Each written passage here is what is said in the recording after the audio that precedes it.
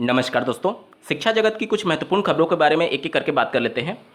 जैसा कि कल के डेडिकेटेड वीडियो में मैंने आप सभी को सूचित किया था कि आज दिनांक 1 अगस्त 2023 को माननीय मुख्यमंत्री जी की अध्यक्षता में एक कैबिनेट की बैठक होने वाली है, जिसमें शिक्षा सेवा चयन आयोग को लेकर के कुछ हलचल हो सकती है। अब देखना होगा कि प्रदेश सरकार इस आयोग को लेकर के मंजूरी देती है अथवा नहीं। आप स्क्रीन पर आर्टिकल देख पा रहे होंगे, शिक्षा सेवा चयन आयोग के गठन को मिल सकती है मंजूरी। जल्दी से एक बार पूरा देख लेते हैं। सीएम योगी की अध्यक्षता में आज होने वाली कैबिनेट की बैठक में होंगे कई अहम फैसले। मुख्यमंत्री की अध्यक्षता में मंगलवार को सुबह 11 बजे लोक भवन में कैबिनेट की बैठक होगी। कैबिनेट बैठक में शिक्षा सेवा चयन आयोग के गठन और बुंदेलखंड औद्योगिक विकास प्राधिकरण बनाने को मंजूरी मिल सकती है। कैबिनेट ने 2 दर्जन से अधिक प्रस्तावों पर चर्चा होने की संभावना है। बैठक में पर्यटन विभाग और ये सभी एक तरीके से हैं। यहाँ पर देख सकते हैं आप कि मौजूदा वित्तीय वर्ष में जो ये सभी रिपोर्ट है विधानमंडल में पेश करने के प्रस्ताव पर चर्चा हो सकती है। पिछले विधानमंडल सत्र के बाद जारी अध्यादेशों के स्थान पर नए विधेयक के मसौदे को भी मंजूरी दी जा सकती है। तो यहाँ पर देख सकते हैं अगर कैबिनेट से मंजूरी मिलती है तो जो मानसून सत्र है 7 अगस्त से जो शुरू हो रहा है उसमें विधेयक के तौर पर इसको प्रस्तुत किया जाएगा, और अगर वहाँ से मंजूरी मिलती है तो राज्यपाल के सिग्नेचर होने के बाद से ये एक कानून का रूप धारण कर लेगा जो नया आयोग बनने वाला है। लेकिन ये तभी पॉसिबल होगा जब आज की कैबिनेट मीटिंग में उसको मंजूरी मिलती है। चलिए बढ़ते हैं अगली खबर की तरफ। आप स्क्रीन पर देख पा रहे होंगे कई ऐसे जिलों से आर्टिकल प्रकाशित हो रही हैं कि विद्यालय में टीचर की कमी की वजह से विद्यालय चल नहीं पा रहे हैं। कई विद्यालय में ताले लगे हुए हैं और कई विद्यालयों में एक ही शिक्षक के माध्यम से पूरी एक तरीके से जो शिक्षण कार्य है वो चल रहा है। ये खबर गोंडा जिले से प्रकाशित हुई है। जिले के 35 स्कूलों में सिर्फ एक शिक्षक के भरोसे चल रही है पढ़ाई। यहाँ पर देख सकते हैं बीएसए दफ्तर में 99 शिक्षक देते हाजिरी, फिर भी स्कूल बंद। कई परिषदीय स्कूलों में ताला पड़ा है। तो ये सभी बातों पर निश्चित तौर पर विचार करना चाहिए, ना कि सिर्फ पिछली भर्तियों के भरोसे आने वाले चुनाव को लेकर के उसको हाईलाइट किया जाए। क्योंकि अगर 1 लाख 1.5 लाख भर्तियां कर दी गई हैं तो 10 साल तक उसको थोड़ी गिना सकते हैं। छात्र शिक्षक अनुपात जब एक तरीके से मानक से ऊपर जा रहा है तो उस पर कार्रवाई करनी चाहिए, ना कि पिछली भर्तियों को ही सिर्फ गिनाना चाहिए। चलिए बढ़ते हैं अगली खबर की तरफ। जैसा कि आपको ज्ञात होगा, शिक्षा मित्रों के मानदेय को लेकर के बहुत ज़्यादा उत्तर प्रदेश में विरोध प्रदर्शन चलता है, क्योंकि इनका मानदेय हद से ज़्यादा कम है। 10,000 रुपये में ये अपने पूरे परिवार का भरण पोषण कर रहे हैं। निश्चित तौर पर बहुत आर्थिक तौर पर चुनौती होंगी उनके सामने। इसको लेकर के फिर से एक बार हलचल शुरू हो गई है। शिक्षा मित्रों का मानदेय 2,500 बढ़ाने की तैयारी। एक बार जल्दी से पूरा देख लेते हैं। 1,48,000 शिक्षा मित्र परिषदीय स्कूलों में है। मानदेय 12,500 रुपये करने पर विचार किया जा रहा है। राज्य सरकार शिक्षा मित्रों का मानदेय 10,000 से बढ़ा करके 12,500 करने पर विचार कर रही है। उच्च स्तर पर इसको लेकर के सहमति बन गई है। सूत्रों का कहना है कि अनुपूरक बजट में इसके लिए प्रावधान किया जा रहा है।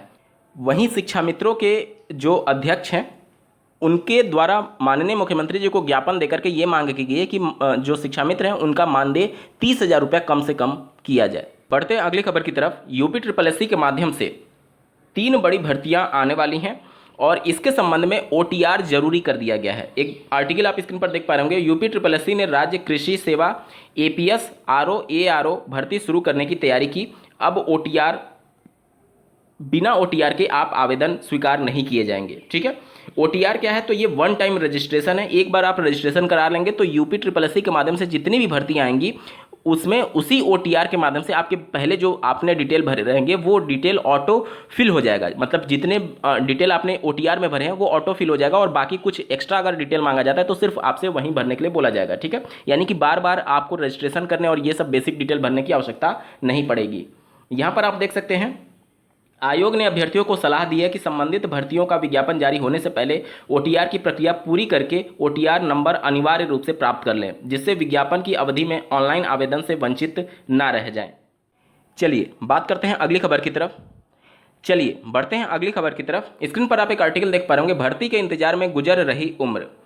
एडेड स्कूलों में सहायक अध्यापक और प्रवक्ता के पद पर नौकरी पाने की चाहत रखने वाले युवाओं की उम्र भर्ती के इंतजार में ही बीती जा रही है। वहीं दूसरी तरफ सरकार की तरफ से नए शिक्षा सेवा चयन आयोग की गठन की घोषणा कर दी गई है, लेकिन अभी भी इसका कार्य अधूरा पड़ा है। बात की जा रही है माध्यमिक शिक्षा सेवा चयन आयोग के माध्यम से होने वाली पिछले साल 2022 में जो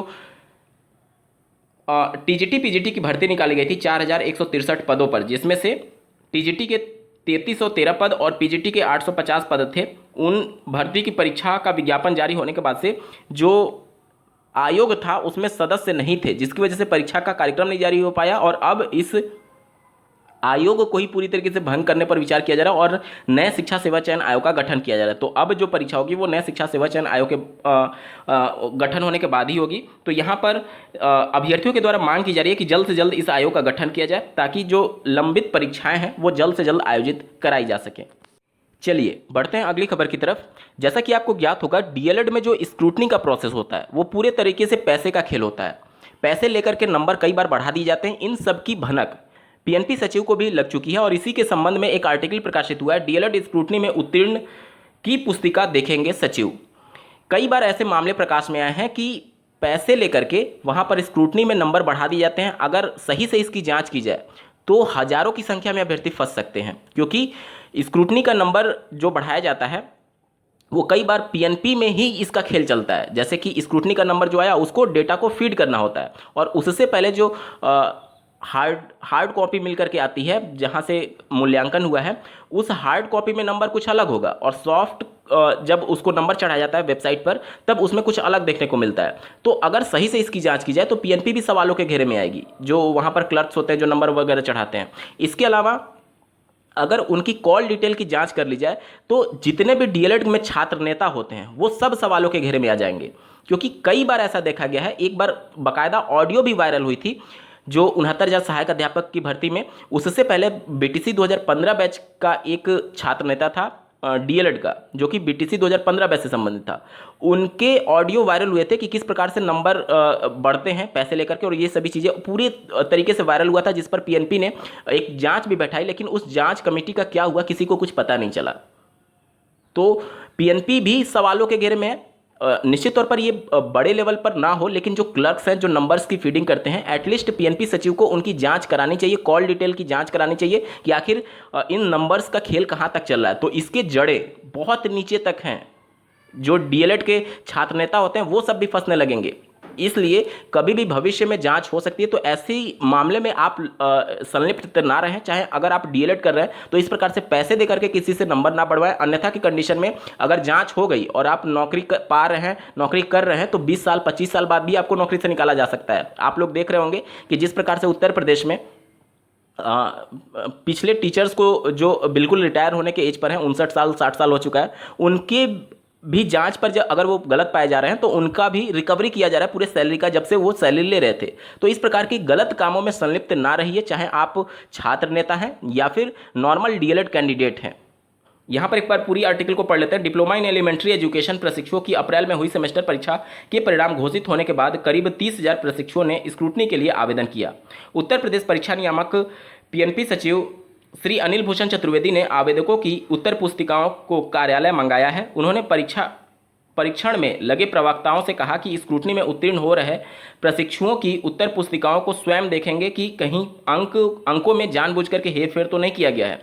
डीएलएड सेमेस्टर परीक्षा का परिणाम घोषित किया गया तो बड़ी संख्या में प्रशिक्षु अनुत्तीर्ण हो गए थे। स्क्रूटनी में उत्तर पुस्तिकाओं को प्रवक्ता देख रहे हैं। ये तो बात हो गई स्क्रूटनी के बारे में। अब बात कर लेते हैं डीएलएड 2023-25 बैच के लिए जो आवेदन करने की अंतिम तिथि थी वो समाप्त हो चुकी है। 2,33,000-32,000 के आसपास सीटें हैं, जिसके सापेक्ष 1,12,000 अभ्यर्थियों ने रजिस्ट्रेशन कराया था और फी पेमेंट करने के साथ साथ अंतिम रूप से जो आवेदन कंप्लीट किए उनकी संख्या लगभग 98,000 के आसपास है। अब इस 98,000 में से भी बहुत सारे अभ्यर्थी बीएड में भी एडमिशन लेने के लिए आवेदन किए होंगे, तो यहाँ से भी संख्या कम हो सकती है। मतलब कि मोटा मोटी आप मान सकते हैं कि 70-75 हज़ार ही अंतिम रूप से अभ्यर्थी एडमिशन ले सकते हैं। तो जहाँ पर सीटों की संख्या 2,30,000-32,000 है, वहाँ पर अगर 75,000 ही केवल एडमिशन हो पा रहा है तो निश्चित तौर पर राज्य सरकार को विचार करना चाहिए कि आखिर इतना कम इंटरेस्ट बच्चे क्यों ले रहे हैं, और अगर इतना कम इंटरेस्ट धीरे धीरे घटता जा रहा है तो क्यों ना इस कोर्स को पूरी तरीके से बंद करके बीएड ही एकमात्र कोर्स चला जाए, क्योंकि राष्ट्रीय शिक्षा नीति 2020 भी इसकी भी ही पैरवी कर रहा है। आपको क्या कुछ लगता है कमेंट के माध्यम से जरूर बताइएगा, और ऐसे ही महत्वपूर्ण अपडेट के लिए इस चैनल को सब्सक्राइब करना ना भूलें। इस वीडियो को देखने के लिए आपका बहुत बहुत धन्यवाद। भगवान करे आपका दिन शुभ हो।